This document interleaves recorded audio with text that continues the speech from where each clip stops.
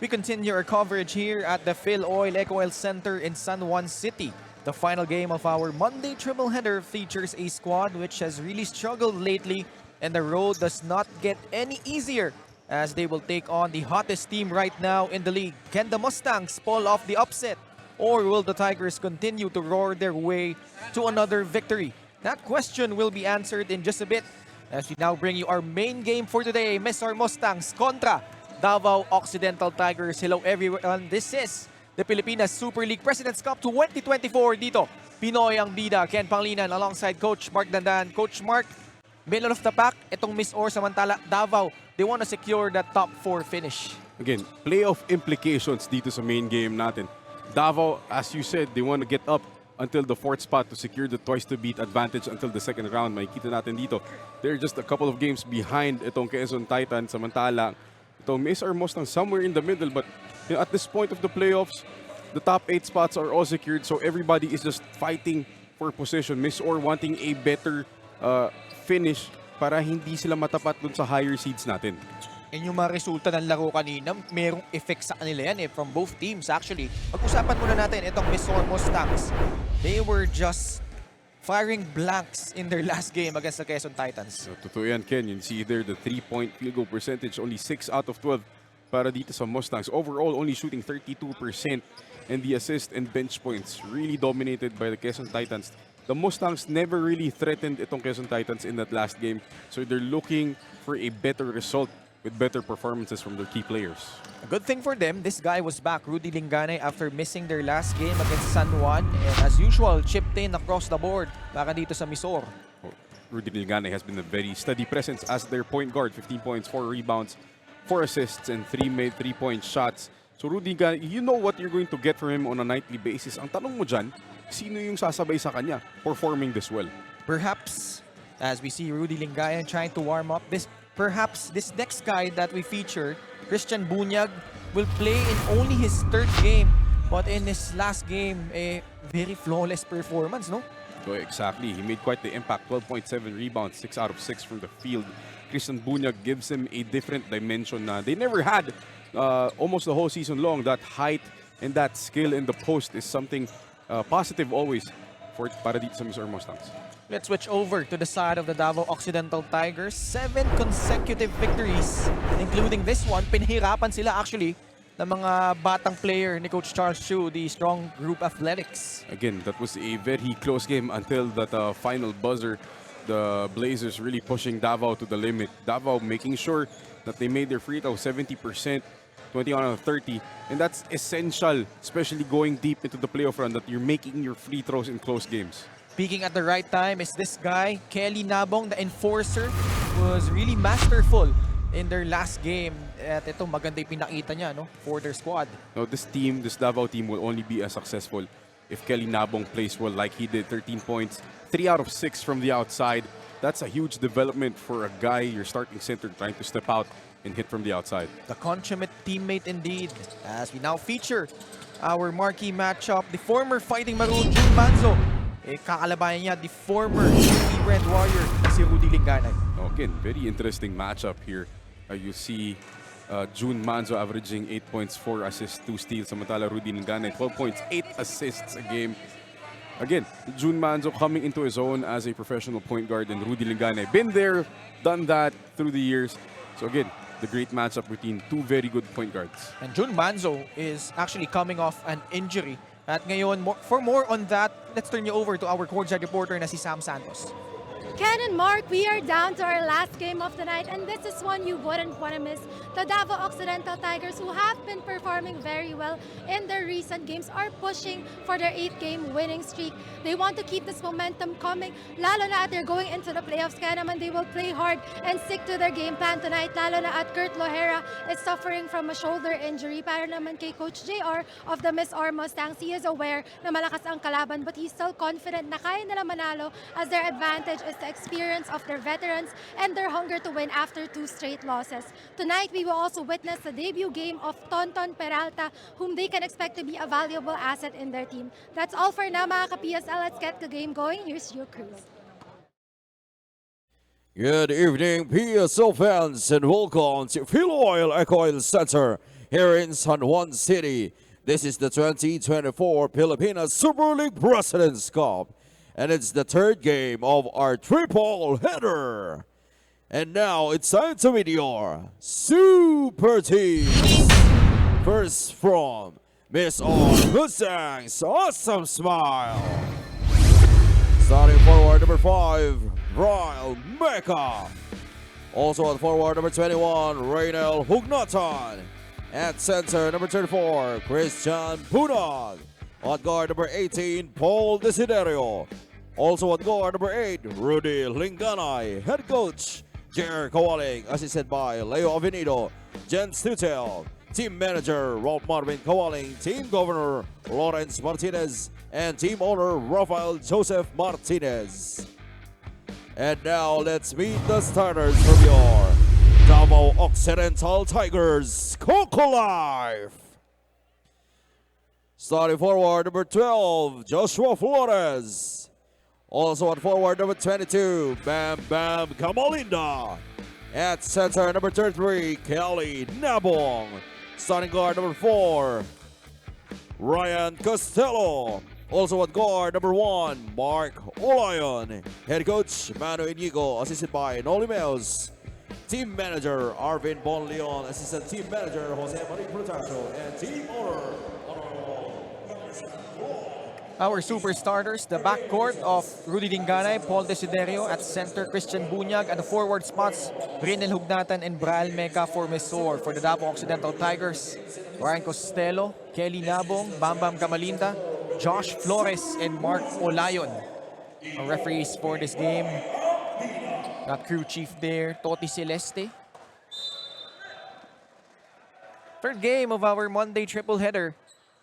As Nabong and Bunyag will jump it out at center court. Bola mapupunta sa panig ng Davao. And right off the bat, Coach Mark, I am salivating this Kelly Nabong and Raynel Hugnatan matchup. Dating magkakampi. Yeah. Diba? Dating magkakampi, ngayon magkalaban. And I'm looking at this lineup para sa Davao. What a huge lineup for them. Essentially, it's Ryan Costello, 3 forwards, and Kelly Nabong. And here he is, getting into the gut of the defense.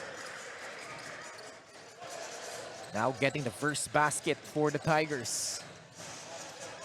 Linganay, second game back after missing their last outing against San Juan. Desiderio open for 3. Short. Nabong with his first board. Good little get action there for Rudy Linganay and Paul Desiderio, freeing up Desiderio for the 3. Like we said, Davao is the hottest team right now. 7 consecutive victories, gunning for their 8th straight. Josh Flores against Desiderio. Kamalinda with only 3 to work with. Spins inside. Hugnatan with another board. Paul Desiderio back after suffering an ACL tear. This is his first game back in a 5-on-5 setting. Hugnatan, poposte.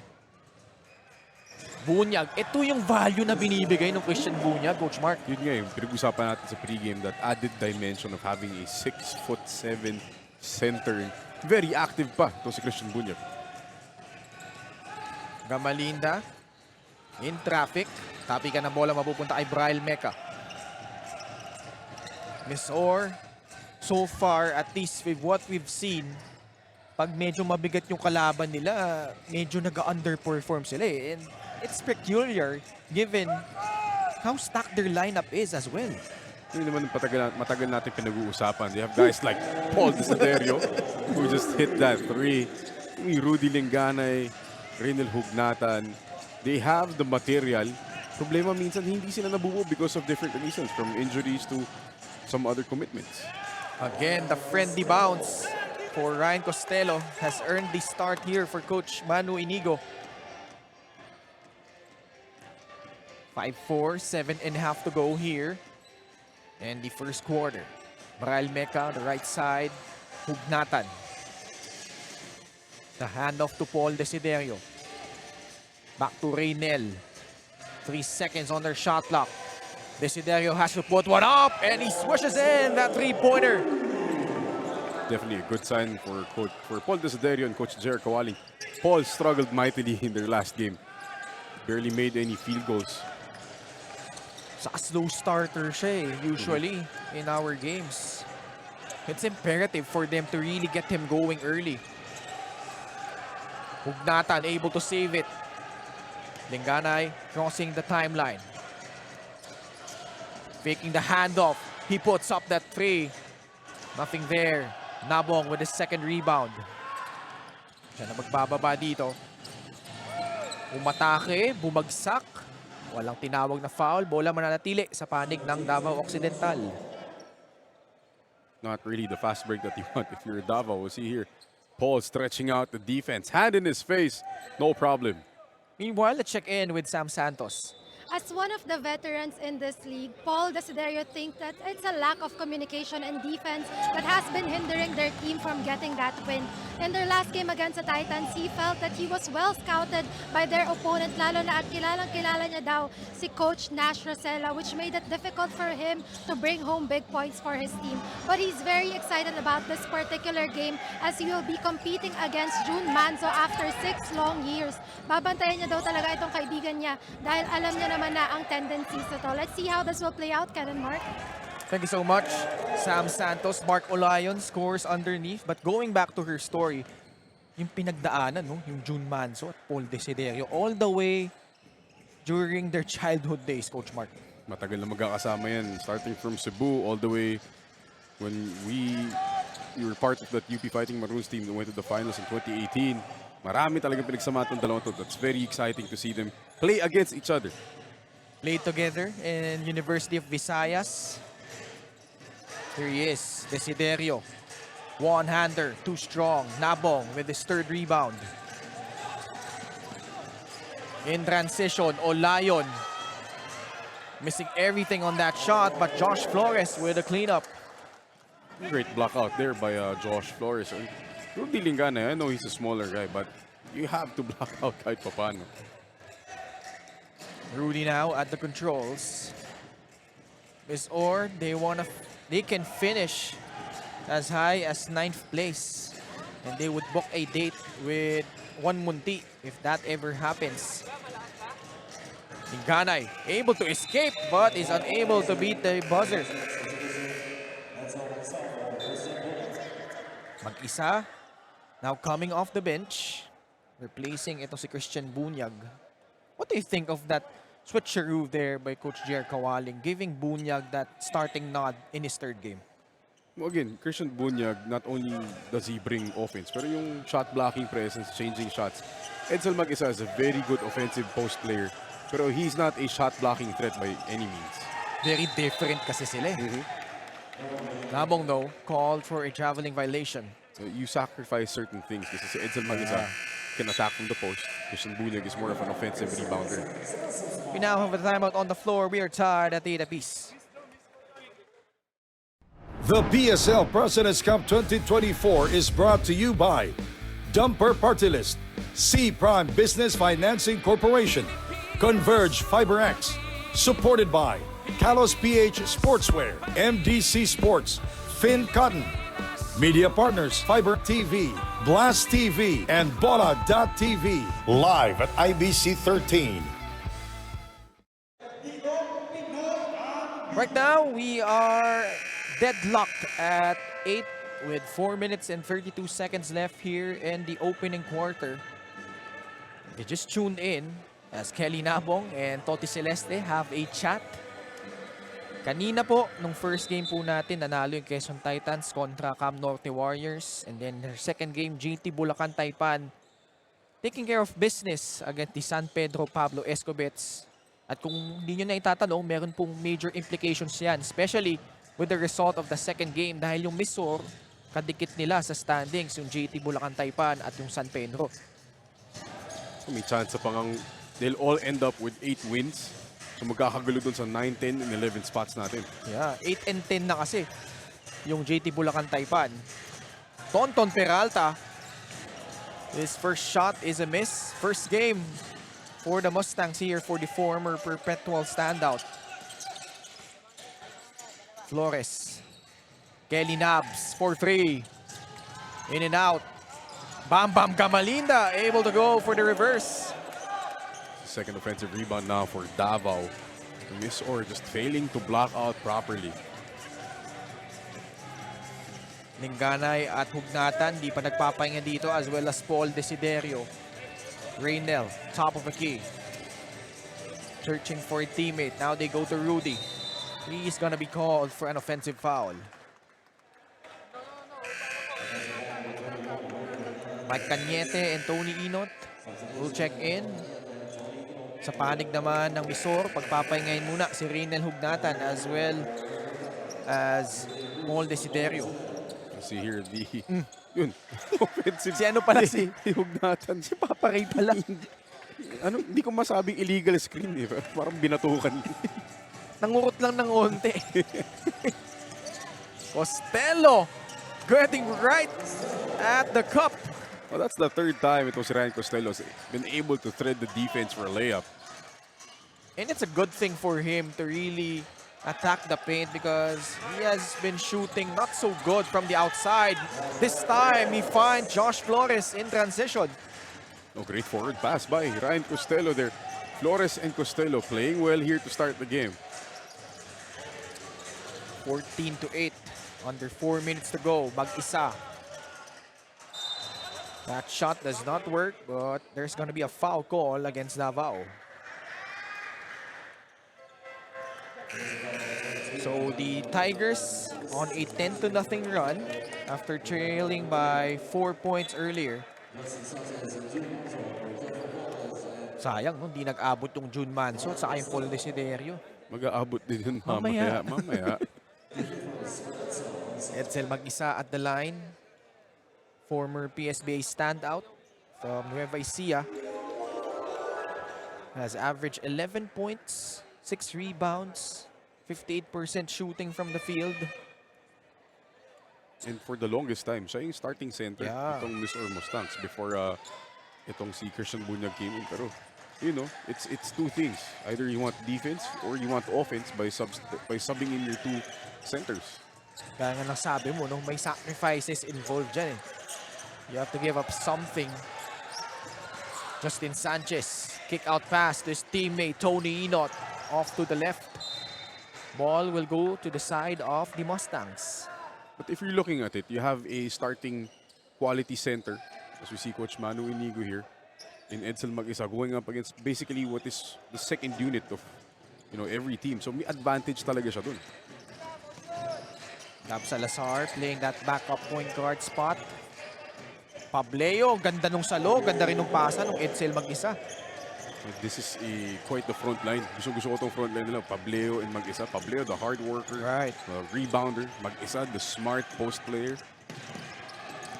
And Pableo, if given the minutes, he can certainly produce for the Mustangs as Onteco firing blanks on that side of the floor. Inot back to JR. Now he drives. Manzo with only 6 to work with. Puts one up from beyond the arc and gets that one to go. That's a running 3-point shot for June Manzo. Na minsan bibigyan mo na lang talaga yun.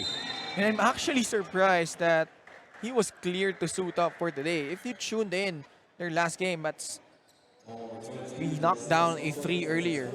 At ito, tignan natin itong last play. This was Salazar trying to get into the gun of the defense. He suffered a nasty injury during that match against the Strong Group Athletics late in the 4th quarter. Had to be subbed out. He had to be carried out by his teammates. Did not look good.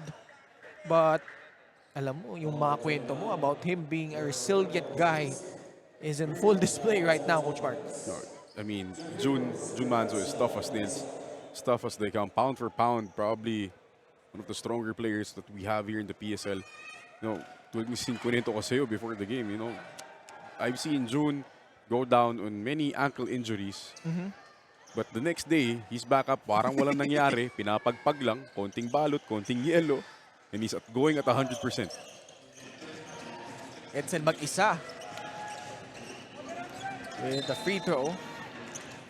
June Manzo and Gab Salazar Medyo nagkamustahan lang. Pareho daw yung gupit nila eh. Oo, di ba? Ano? Alam mo tawag sa gupit na yan? Mullet. Mullet talaga eh, no? Mullet talaga. Oo. Hindi ko alam bakit bumabalik ang mullet. Cañete. He drives. Pableo got a piece of that one. Mag-isa siya na nagbaba. Pableo cutting back door. Attacking itong si Justin Sanchez. Just inches short. Cañete leaks out. Easy pickings on the other end. What a baseball pass from Tony Inot. On point. 19-12. Under a minute to go. Horn set for MISOR. Pableo. Peralta. They go down low to Edsel mag-isa. Backing down Cañete. The hook is good. Plus a foul.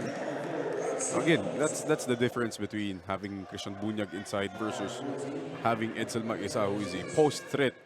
Very simple, nothing fancy, super effective. Edsel Mag-isa with the baby hook and one. Chance for a three-point play here for Edsel mag-isa. Cuts the lead down to 4. 19-15, 38 seconds to go here in quarter number 1. Cañete fakes the handoff. Going right at Pableo. And again, Kobe Pableo solid on defense. Kobe Pableo had a 20 rebound game, diba? Yes. I believe it was against NKT Sniper, if I'm not mistaken. He had that huge outing as Salazar turns the ball over. 9.3 seconds left. Oh, yun yung 16-point, 20 rebound outing ni Kobe Pableo, no? Tapos meron din siyang 25-point, 14 rebound performance against Alpha Omega Kings naman. As now, the half-court heave by JV De La Cruz is way off with still 0.9 seconds left. Di nakita ni JV De La Cruz si oras doon. Could have taken 2 more dribbles there. Pableo able to intercept that pass, and that will end our first quarter. It's been a game of runs.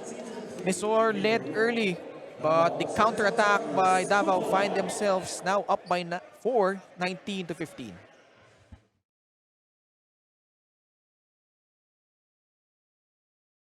The PSL President's Cup 2024 is brought to you by Dumper Party List, C Prime Business Financing Corporation, Converge FiberX, supported by Kalos PH Sportswear, MDC Sports, Finn Cotton, Media Partners, Fiber TV, Blast TV, and Bola.tv, live at IBC 13.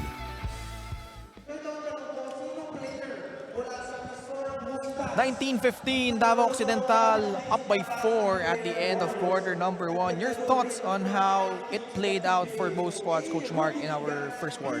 Tulad ng sinabi mo kanina, Ken, it was a quarter of runs. The Mustangs started well, led by Christian Bunyag in the wrist, Paul Desideri with a quick 2 3-point shots, and Davao answering with their own mini run.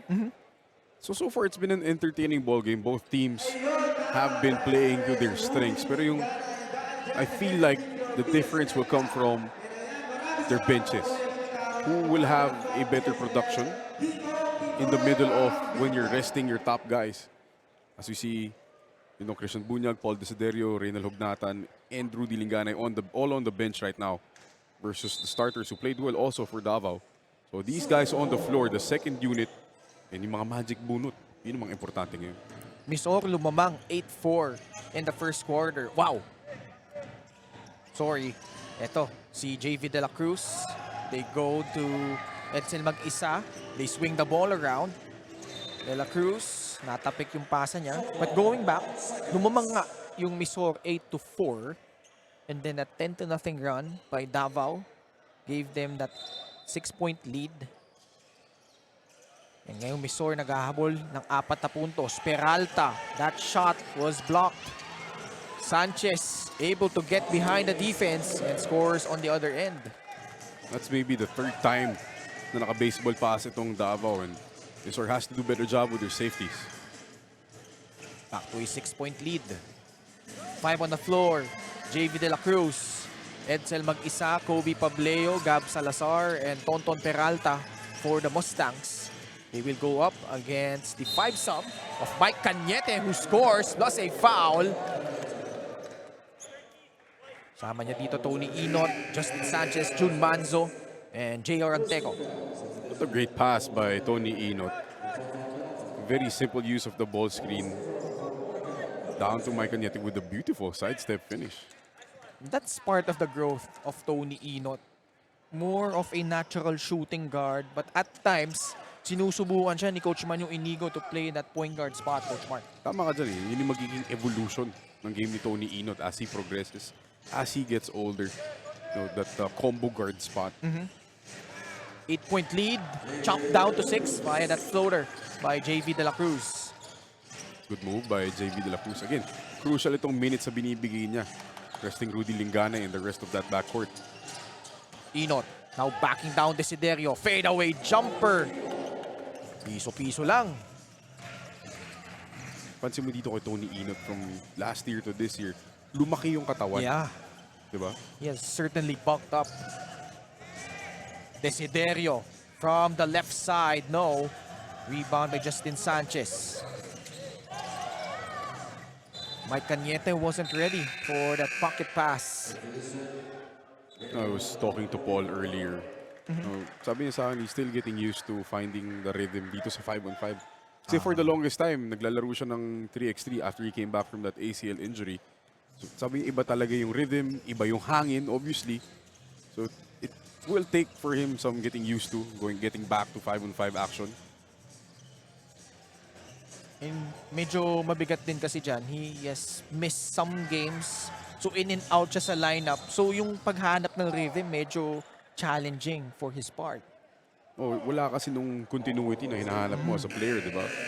Yung pinaka-importante dyan, it's not just yung conditioning mo yung hanapin mo. It's just the rhythm and finding that on the basketball court in a meaningful game. Napakahirap nun kasi ang dami mo kailangan gawin. And I think they have settled down on this rotation that they have right now. Hugnatan gets fouled. So pang yung core nila, they have guys like Rudy Linganay, Paul Desiderio, Reynel Hugnatan. And then they've got the role players. Edsel mag-isa, si Christian Bunyag, bagong pasok. Tonton Peralta could certainly be a spark plug off the bench as well as JV De La Cruz. Kasi Tonton Peralta, hindi talaga gun shy yan. Oo. As long as I've known him play, hindi nahihiya sa tira yan. And Braille Meca as well. Solid two-way player. Has that knack for getting those backdoor cuts and easy buckets. Meanwhile, to Reynel Hugnatan, still averaging in double figures for the Mustangs. Split at the line. This lead has been chopped down to 7. Sanchez. Popost na naman yung Tony Inot. He likes this matchup. Decides to kick it out. Justin for free. He connects. And how many times, parang Stockton to Malone. Inot to Sanchez, Sanchez to Inot. And you're going to hear more of that moving forward, folks. Both of these guys sabay lumipat from San Beda to Benilde.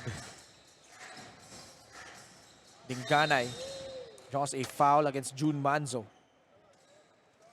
Nagsabay na nga sa loob. Ito Yes. si Jun at si Paul. Although di sila nagbabantayan, no? You'll probably see a bit of that pag nag-cross matchups na sila dito. Mamaya pag nagka-switch-switch yan. 10-point lead, Desiderio. It's his turn to post up Tony Inot. Whips a pass to JV De La Cruz. Tony Inot skying high for that athletic board. Whips a pass cross-court. Manzo now settling down his troops. Under 7 minutes to go here in the second quarter. Katapusan, open free, too strong. Inot with another rebound. R.R. De Leon thinking free. Lalapit. Hugnatan corrals the miss. Rudy Hooks a pass inside. Offhand finish galing kay Reynel Hugnatan. Very simple for to do veterans. Early ball screen in transition and easy roll for Papa Ray. Coming off that pin down was Sanchez. RR. This play not materializing really well so far. Only 3 on their shot clock. Sanchez tried to bail them out, to no avail. May pagkaataw ng MISOR makadikit. Dinganay receives the pass. Now as a mismatch against Sanchez. Takes that 3. And katapusan, and Christian Bunyag wrestling for the basketball.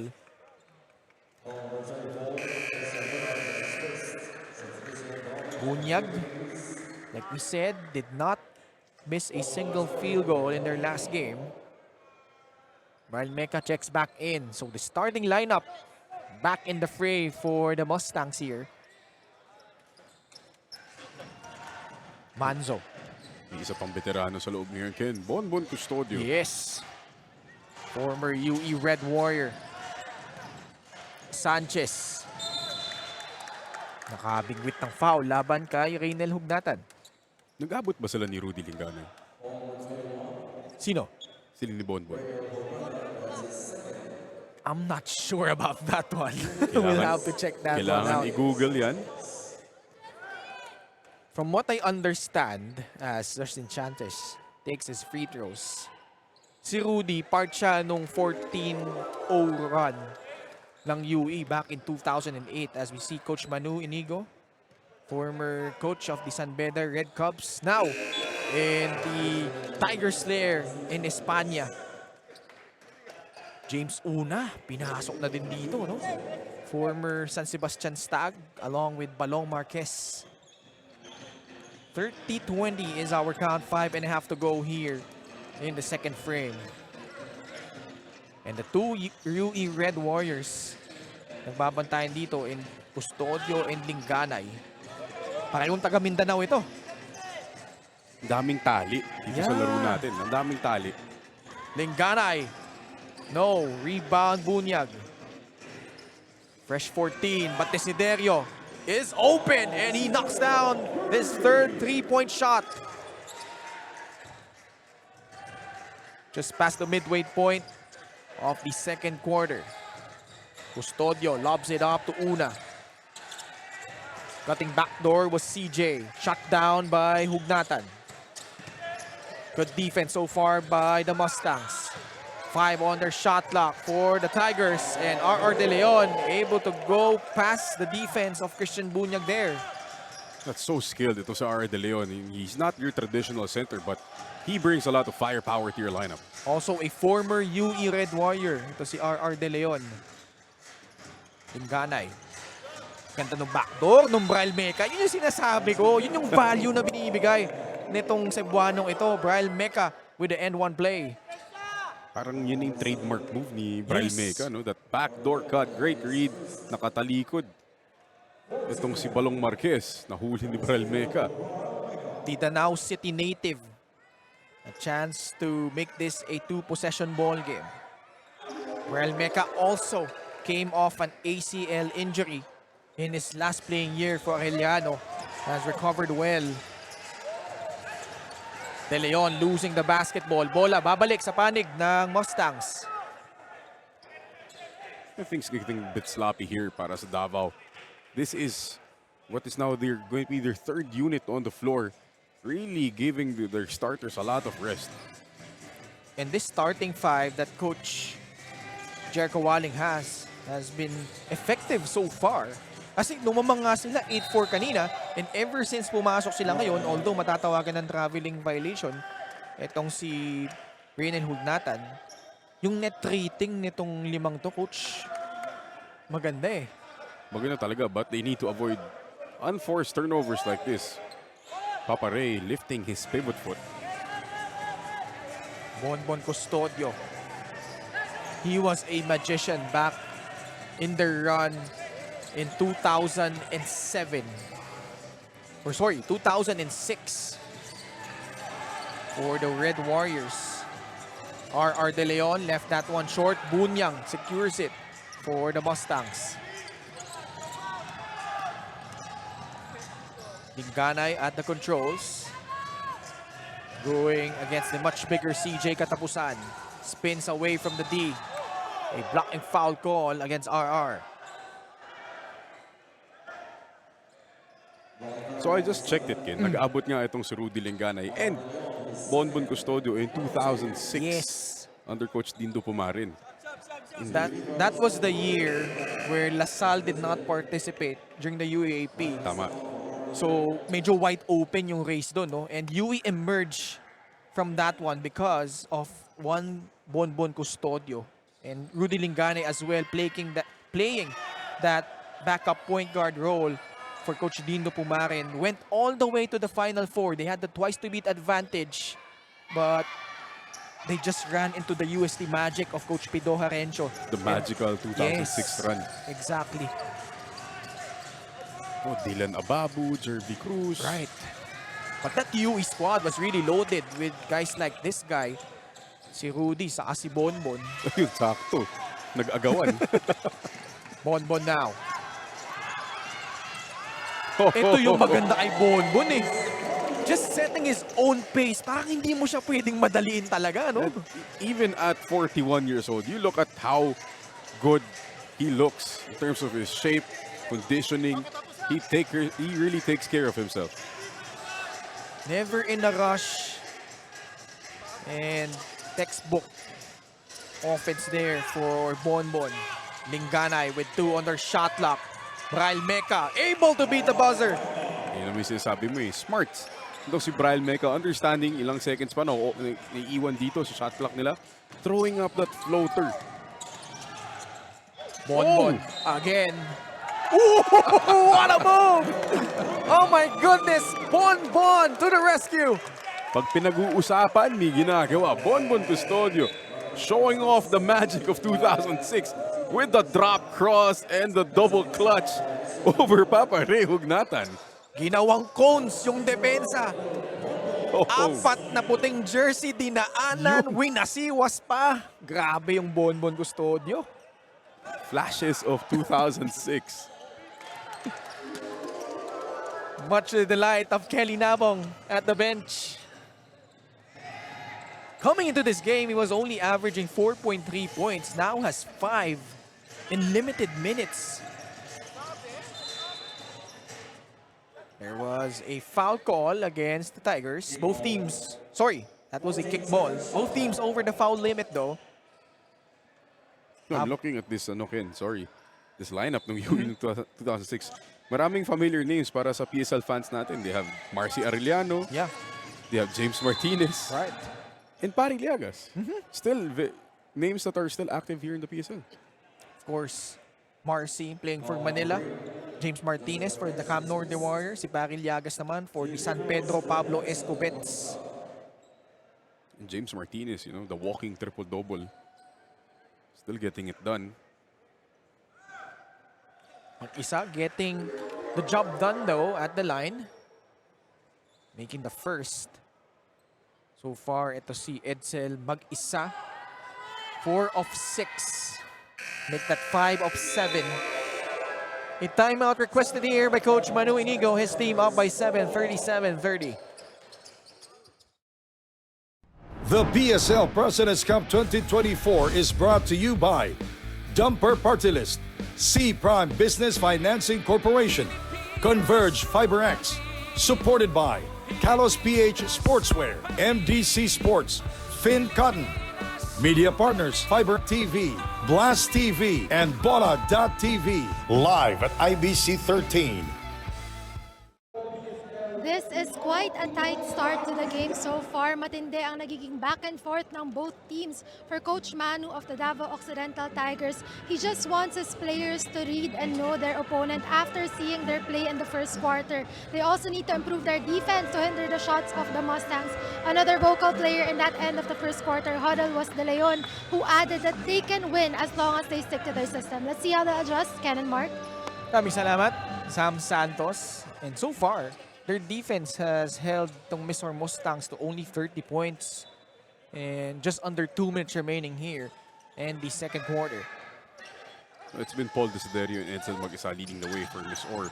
Missing pa itong si Papa Ray and Rudy Linganay. Costello. That shot clanking off the rim. Linganay. Still the starting five, the starting unit here of Coach Jer Kawaling. Desiderio already has 11. Trying to add on to that, and he does! 4-3 coming from Mr. Atinto. This looks like prime Paul Desiderio showing up in big games. Bam Bam. They swing the ball around Custodio. Baseline drive. Nasupalpal siya doon. Bahagya ni Edsel mag-isa. We are at the 1-minute mark of the first half. Davao clinging on to a 4-point lead. 5 unanswered points right now for the Mustangs. Mag-isa, poposte. Nasupalpal din ni Bam Bam. Bralmeca, just persistent. Able to draw a foul against James Una. Again, the smarts. Itong si Bral Meca just making the difference. Nothing too fancy for him. Just very sharp. Staying in the moment and keeping his head up. Si Kelly Nabs, tagal din pinahinga ni Coach Manu, ha? As Bral Meca at the line. Again, the Cebuano. Played with Gio Halalon for Arellano and made it to the NCAA Finals. Then nung nawala na si Gio, he had to carry the fort for Arellano. Unfortunately for him nga, napunit yung ACL niya in his final playing here and had to sit out that one. I can't imagine how heartbreaking that is. Playing your final year, tapos may injure ka ng ganun. And he was really coming around. And now he's trying to guard Kelly Nabong. Able to force a miss. Costello, the smallest guy on the floor, able to track down that rebound. 9 seconds na shot clock ng Davao. Gamalinda. Poposte. Costello. Susugod. A second left. Still a lot of time if you're the Mustangs. Desiderio catches. Pulls up. Gets that one in.